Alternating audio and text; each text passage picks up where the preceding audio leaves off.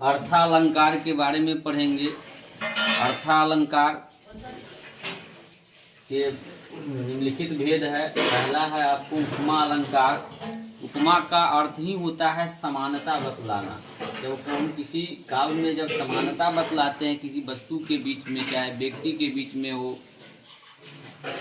जैसे इसमें रहेगा सा, से, सम, सी, समान, सरिस शब्द आए, वहाँ क्या होगा? उपमा अलंकार होगा।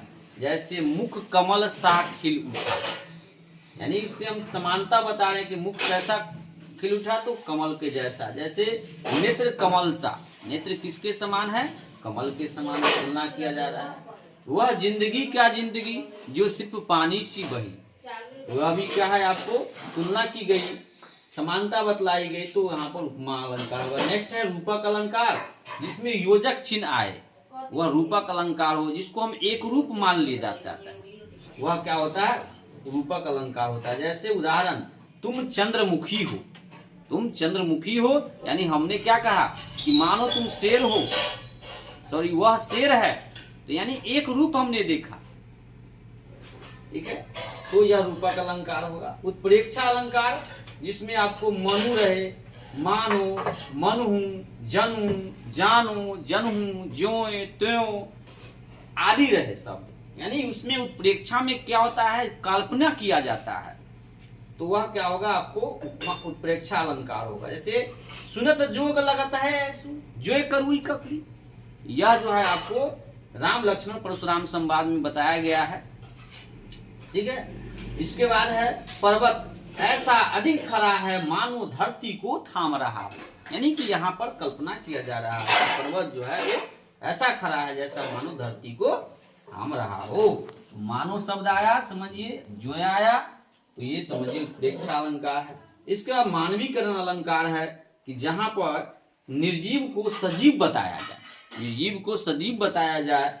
उदाहरण, फूल फूल हंसे कलिया मुस्काई, फूल हंसे कलिया मुस्काई, हंसने का काम हम सभी का होता है, फूल नहीं हंसता है, ठीक है। तो यहाँ पर यहाँ सजीव होने की बात की जा रही है, तो यह क्या है? मानवीकरण अलंकार है। बहुत सारा है इसका उदाहरण, फूलों से नित हंसना सीखो, भौरों से नित गाना, तरु की झुकी डालियों से सीखो नित शीश झुकाना, यानी हम लोग का काम होता है शीश झुकाना बड़े आदमी के सामने। ये फूल और कलिया ये सब नहीं झुकाता है, इससे हमें सीख लेनी चाहिए। तो यह भी क्या है? मानवीकरण अलंकार है। तो बचा हुआ है ये अतिशयोक्ति अलंकार। अतिशयोक्ति का मतलब ही होता है, इसको हम लोग अगर अलग अलग करेंगे तो अतिशय, अतिशय का मतलब होता है आश्चर्य करना, अतिशय प्लस है ना युक्ति, यानी अतिशय का मतलब आश्चर्य और युक्ति का मतलब वाणी,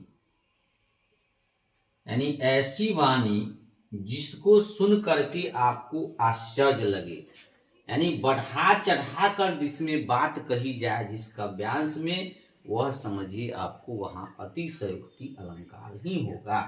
जैसे हनुमान के पूछ में लगन न पाई आग, लंका सिगड़ी जल गई गए निशाचर भाग, ये बढ़ा चढ़ा कर बात की गई। लंका, हनुमान के पूछ में आग लगी ही नहीं और लंका सारी जल गई, यानी आश्चर्य की बात है, तो ये अतिशयोक्ति अलंकार है। नेक्स्ट है विभावना अलंकार। विभावना का मतलब ही होता है कि जहां कारण के बिना कोई कार्य हो जाए, तो वह क्या होगा? विभावना अलंकार होगा। जैसे बिनुपद चले सुने बिनु काना, ठीक है, ये विभावना अलंकार है। इसके बाद है विशेषोक्ति अलंकार, यानी कारण के होने पर भी कार्य न हो, वह क्या होगा? आपको विशेषोक्ति अलंकार होगा वहां पर। जैसे देखो दो दो मेघ बरसते बरसते मैं प्यासी की प्यासी, तो यहां पर क्या हो गया? कारण के बिना कार्य न हुआ।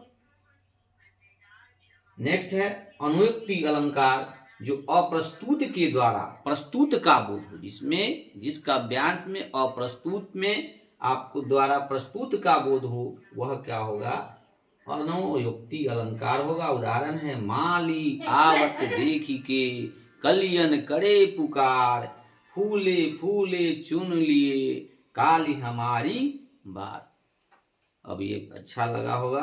अब यही इस पर आपका समाप्त होता है अलंकार। अच्छा वीडियो लगा हो तो आप लोग इसी तरीके का मज़ेदार वीडियो जानने के लिए, देखने के लिए आप इन्हें सब्सक्राइब करें और बेल आइकन को दबाएं।